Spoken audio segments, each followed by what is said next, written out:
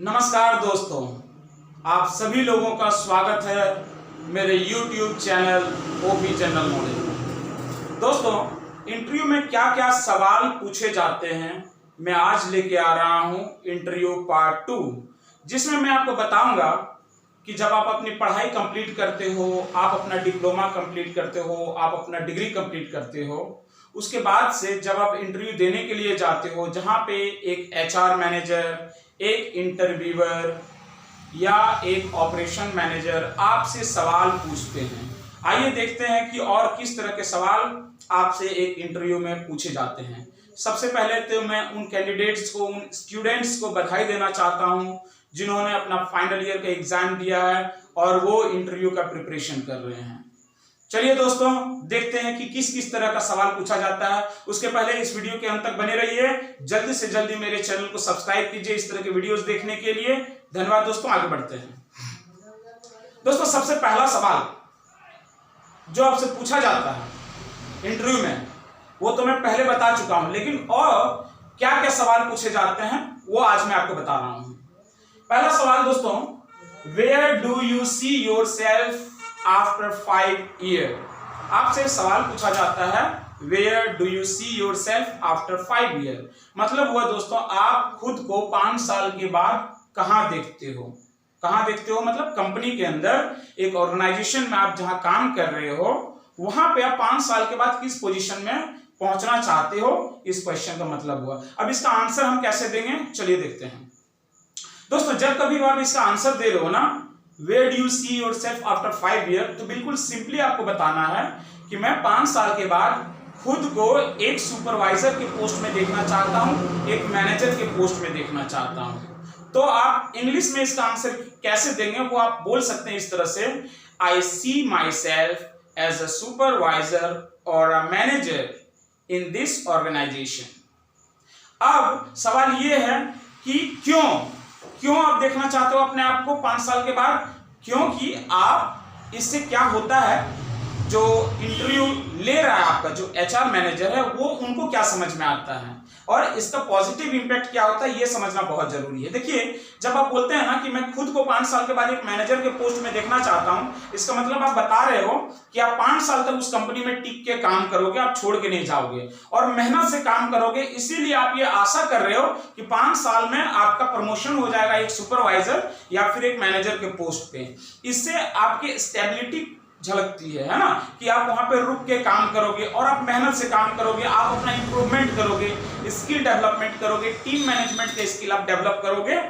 इसलिए इस तरह का आंसर हमें देना चाहिए दोस्तों। तो आप सिंपली दोस्तों बोल सकते हैं कि I see myself as a supervisor और a manager after 5 year in this organization. Thank you. बस इतना ही आपको बोलना है दोस्तों। बहुत बढ़िया, आगे बढ़ते हैं दोस्तों। अगला सवाल आपसे पूछा जाता है जो बहुत ही ट्रिकी है दोस्तों, कई बार आपसे इस तरह का सवाल किया जाता है। दूसरा सवाल है, what are your strength and what are your weaknesses. मतलब क्या हुआ, व्हाट आर योर स्ट्रेंथ अर्थात आपकी मजबूती क्या है, and what are your weaknesses आपकी कमजोरी क्या है। दोस्तों, आपकी जो मजबूती है वो तो आप कुछ भी बोल सकते हो, उससे बहुत ज्यादा फर्क नहीं पड़ता। आप बोल सकते हो कि I am dedicated, I am hard working, I am punctual, I am responsible, I have team leading skills, I believe in team work. मतलब मैं जिम्मेदार हूं, मैं पंक्चुअल हूं, मैं टाइम मैनेजमेंट का ध्यान रखता हूं, मेरे पास टीम हैंडलिंग स्किल्स है, मैं बहुत मेहनती हूं। तो ये स्ट्रेंथ में आप कुछ भी बोल सकते हो, ज्यादा मैटर नहीं करता आप अपनी मजबूती में। लेकिन दोस्तों, इस बात का बहुत ज्यादा ध्यान रखना है कि आप अपना वीकनेसेस कैसे बता रहे हो। जब आप अपना वीकनेस बताते हो ना, आप अपना कमजोरी बताते हो, तो कुछ भी आप कमजोरी बताएं, इसका एक मैं ट्रिक आपको बता देता हूं। जब कभी भी आप किसी भी तरह का अपने पर्सनैलिटी के अंदर का कमजोरी जब आप बता रहे हैं, तो आपको इस बात का बहुत ज्यादा ध्यान रखना है कि उस वीकनेस को आपको एक पॉजिटिव वे में बताना है। आपको बताना है कि जो आपका कमजोरी है वो आपका मजबूती कैसे है। मैं आपको एक एग्जांपल देता हूं, इसको इस तरह से समझिए। जब आप बता रहे हो कि so far as my weakness is concern, जहां तक मेरे कमजोरी का सवाल है, I am a greedy person, मैं एक लालची इंसान हूं। I was greedy, मैं लालची था, for percentage, for good marks, for good knowledge when I was a student. जब मैं एक छात्र था उस वक्त मुझे किस चीज का लालच था? अच्छे परसेंटेज का, अच्छे मार्क्स का और अच्छी नॉलेज का। And for that I was working very hard, और उसके लिए मैं बहुत कठिन परिश्रम करता था, राइट? तो ये स्टूडेंट लाइफ में। अब आप क्या बोलोगे कंपनी में? I am greedy for money, I am greedy for money, once I will join your organisation I will work very hard to get good improvement in my salary, to get good increment in my salary. मतलब पैसे का लालच है मेरे अंदर। Once मैं जैसे ही कंपनी को ज्वाइन करूंगा, once I will join the organisation I will work very hard, मैं बहुत ही कठिन परिश्रम करूंगा। For what? To get good increment in my salary, एक अच्छा इंक्रीमेंट पाने के लिए, ताकि 10% 20% मेरे सैलरी में इंक्रीमेंट हो। And not only that, if I would work hard, company will grow, once company will grow I also will grow, and I will get promotions in coming days. It's quite obvious, once I will get promotion, I will get good salary, good amount. So I think this greediness in my personality always helps me in a positive way. तो मुझे ऐसा लगता है कि ये जो लालचीपन है मेरे अंदर, ये कहीं ना कहीं मुझे मदद करता है मेरे गोल की ओर जाने में, मुझे मदद करता है हर वक्त एक पॉजिटिव तरीके से। इस तरह से आपको हमेशा इसका उत्तर देना है दोस्तों, इस चीज का ध्यान रखना। आप कोई भी उत्तर दीजिए पॉजिटिव वे में उत्तर दीजिए अपने वीकनेस का। आगे बढ़ते हैं दोस्तों। तीसरा क्वेश्चन है, what are your salary expectations. यहाँ पे दो कंडीशन से दोस्तों, अगर आप फ्रेशर है ना, फ्रेशर किसे कहते हैं? जिन्होंने कहीं पे कोई काम नहीं किया है अभी तक, बिल्कुल आप कॉलेज पास आउट हैं, आप एक फ्रेश इंजीनियर हैं या ग्रेजुएट हैं, कहीं से भी आपने अपना कॉलेज पास आउट किया है और आपके पास कोई अनुभव नहीं है, it means you are a fresher. तो फ्रेशर्स के लिए दोस्तों कभी भी सैलरी को लेके आप नेगोशिएशंस ना करें।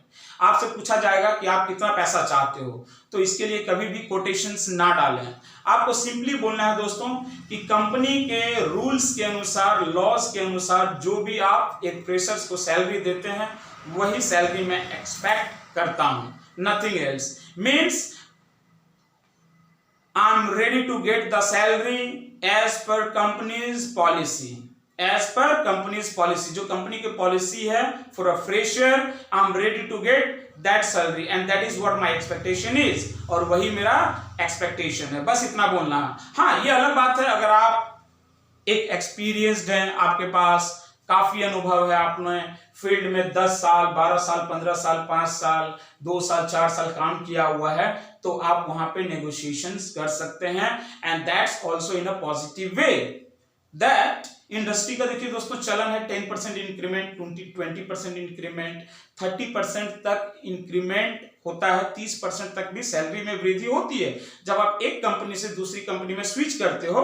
बट वो डिपेंड करता है कि आपका इंटरव्यू का परफॉर्मेंस कैसा रहा है। अगर बहुत अच्छा परफॉर्मेंस है, you can ask for 20% of increment on your current salary what you are getting in your previous organisation. मतलब पिछली कंपनी में जो आपको मिल रहा था उससे 10% 20% आप एड ऑन करके सैलरी एक्सपेक्टेशन में बता सकते हो, उसमें कहीं कोई दिक्कत नहीं है।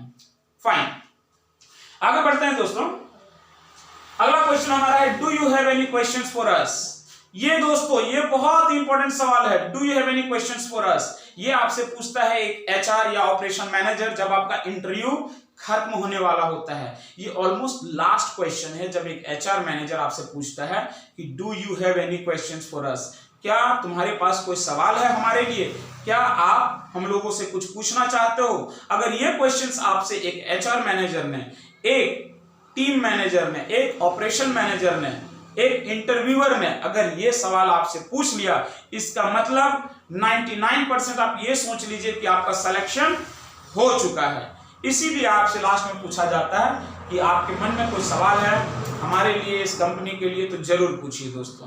तो मैं आपको बताता हूं आपको क्या करना है दोस्तों। अगर आपको बहुत ज्यादा पार्टिसिपेट नहीं करना है इंटरव्यू में, आपको ज्यादा डर लगता है, तो सिंपली वहां पे बोलिए I don't have any questions.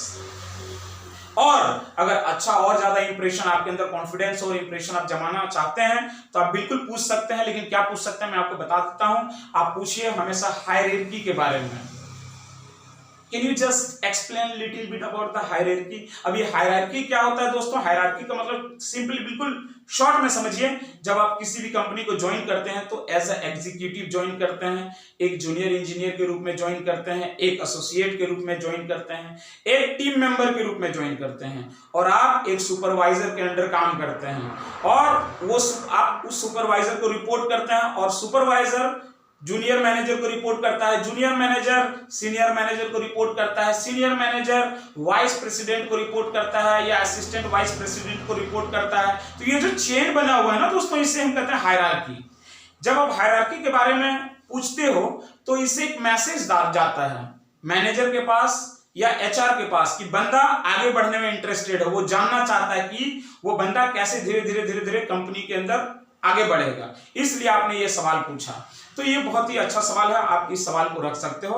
बाकी आप कुछ ना पूछें, जो भी जानकारी चाहिए आपको सारा चीज तो मिल ही जाएगा। ये क्वेश्चन आने का मतलब ही हुआ कि you are selected there. Fine, आगे बढ़ते हैं दोस्तों। How do you deal with pressure?